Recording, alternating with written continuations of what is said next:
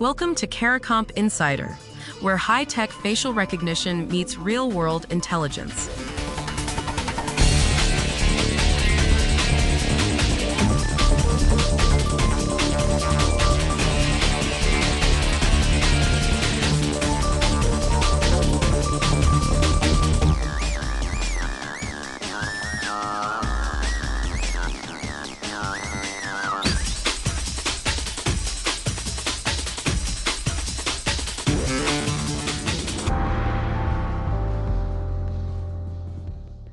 You can change your password 1,000 times. You will never change your fingerprint. And you'll only ever get one face. That single fact is the thing most of us never stop to consider before we press our thumb to a scanner or let a camera map our features. If you've ever unlocked your phone with your face, this already touches your life. Biometric scanners are showing up everywhere now, at work, at airports, at the doctor's office. And I get why it feels a little unsettling. Handing over your body as a password sounds permanent, and honestly, it is.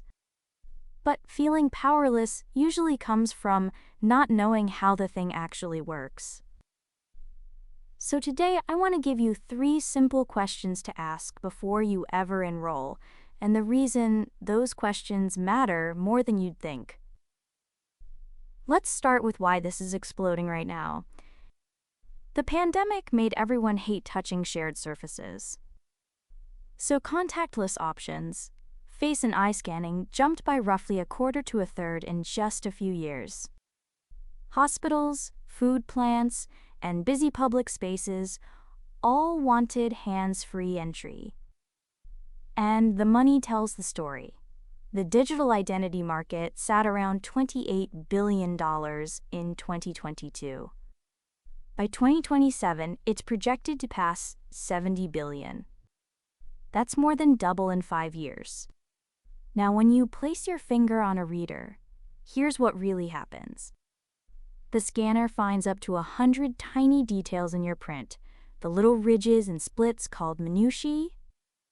It turns that pattern into a scrambled math file called a template. Then it deletes the actual image of your fingerprint. So the system isn't keeping a picture of you, it's keeping a coded map. And this is where a lot of us get it wrong, and it's not our fault. We grew up watching James Bond lift a fingerprint off a glass and stroll into a vault. So we assume a stolen biometric means someone clones your face and walks through any door. But that's not the real danger. Even if a hacker grabs that database, they can't rebuild your actual fingerprint from the code. The threat isn't copying, the threat is permanence. Think about the difference this way. A password is a key you can swap out when it's stolen.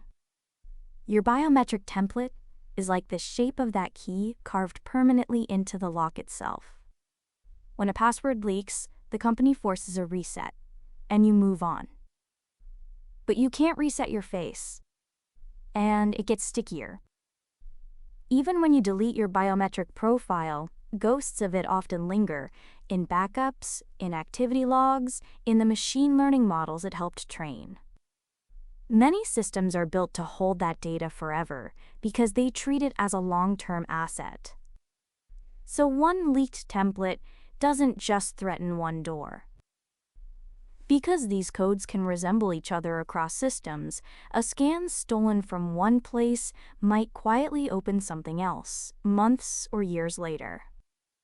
For a security professional, that means a breach is never truly closed. For the rest of us, it means the face you scanned for a gym app could outlive the gym itself. So here's the shift I want you to carry with you.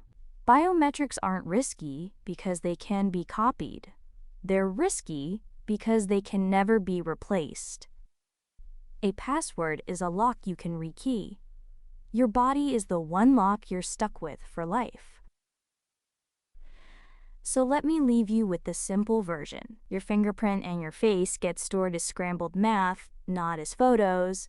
so nobody's cloning you like in the movies. But if that data leaks, you can't get a new face, and copies of it often stick around in old backups forever. That's why you ask 3 questions before you scan: what's stored, who can see it, and what happens if it's lost. Whether you carry a badge or just carry a phone, those 3 questions put the power back in your hands. The full story's in the description if you want the deep dive.